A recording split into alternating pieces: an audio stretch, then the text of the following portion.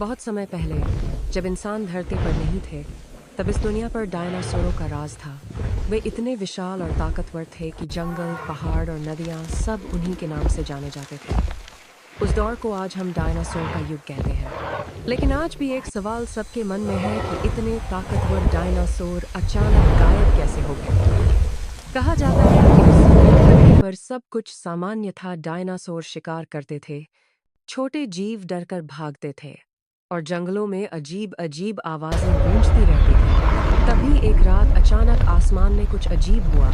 तारे तेजी से चमकने लगे और फिर एक भयानक आग का गोला आसमान से धरती की ओर गिरा।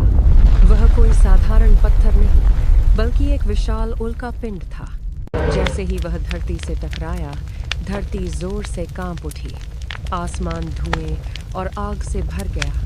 चारों तरफ अंधेरा छा गया। जंगल जलने लगे, नदियां सूखने लगीं और हवा जहरीली हो गई।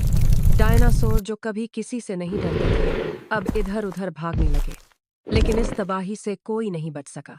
कई सालों तक सूरज की रोशनी धरती तक नहीं पहुंच पाई। पेड़-पौधे मर गए और खाने की भारी कमी हो गई। धीरे-धीरे एक-एक करके डायनासोर खत्म होते चले गए और फिर उनका वह रहस्यमयी युग हमेशा के लिए समाप्त हो गया।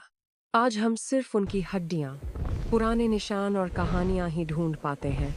लेकिन कुछ लोग कहते हैं कि धरती के किसी गहरे कोने में आज भी उस रहस्य की परछाई जिंदा है। कौन